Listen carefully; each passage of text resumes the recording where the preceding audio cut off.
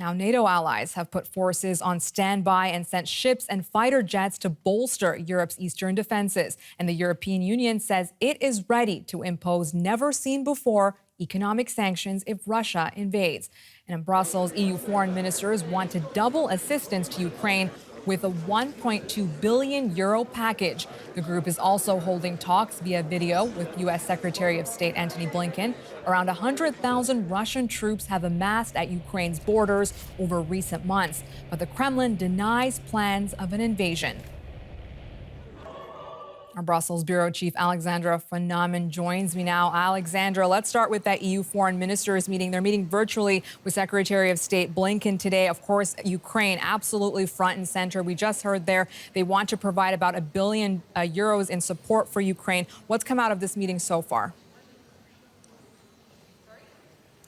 Well, we saw a very strong statement issued by the EU foreign ministers condemning what they called Russia's continued aggressive actions and threat against Ukraine. They called on Russia to de-escalate, to abide by international law, and also expressed their support for Ukraine, for the country's territorial integrity, sovereignty. And as you just mentioned, the European Commission, in addition, announced a new financial package for Ukraine to cope with the economic fallout of the crisis.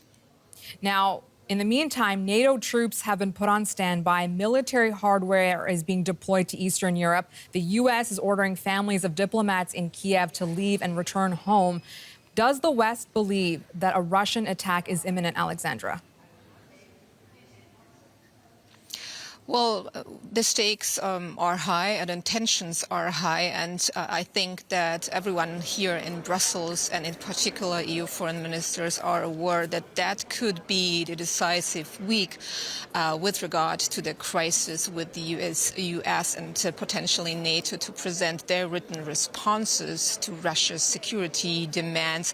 And what we see with NATO allies deploying more troops, warships and fighter jets to eastern Ukraine, we can assume that the aim here is to strengthen their defense posture there, and of course also to deter Russia from attacking Ukraine, making sure that that there is no miscalculation, that Russia knows that there will be massive consequences. I do want to ask you a little bit about Germany. There has been some criticism that Berlin is not doing enough to be a reliable ally to Ukraine, particularly with regards to deploying military support. What more can you tell us about that? Well, we asked the German foreign minister here, Annalena Baerbock, what her position is, because, as you just mentioned, the German government has been criticized for what some here in Brussels described as an ambiguous position on Ukraine. But Baerbock told us that the German government is standing with Ukraine, that Germany is ready to support Ukraine politically, economically, not to deliver defensive weapons. That is the government's policy so far. And we also asked them whether they would be ready to evacuate their embassy staff from Ukraine. And here, once again, Baerbock told us that they're assessing the situation every day, trying to figure out what's happening there. But here, once again, she told us that Germany doesn't want to contribute even more uncertainty for Ukraine. So they would not like to contribute to creating more uncertainty that could even scare off business people in Ukraine. DW's Brussels bureau chief Alexandra von Namen reporting from Brussels. Thank you very much, Alexandra. And our reporters in Moscow and Kiev spoke to people to gauge opinions there on the tensions between their two countries. First, let's hear from the people in the Ukrainian capital. I am very worried. Things are not easy in our country at this moment. But I hope the diplomats can find an agreement and that there will be peace in Ukraine. Of course I'm worried. There are people living here and they are in danger. I think nothing will happen. It's just the usual threats from the big bandit next door.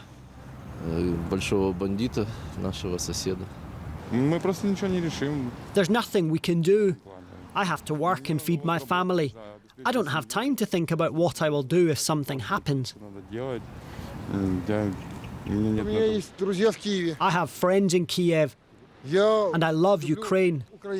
I'm against war. A war would be pointless. There won't be one. All we see right now is an attempt worldwide to heat up the atmosphere. An attempt by certain people to make others believe that one side is planning to attack the other. We don't want war. Ukraine is a brother nation for us. So why war? This is a political fight.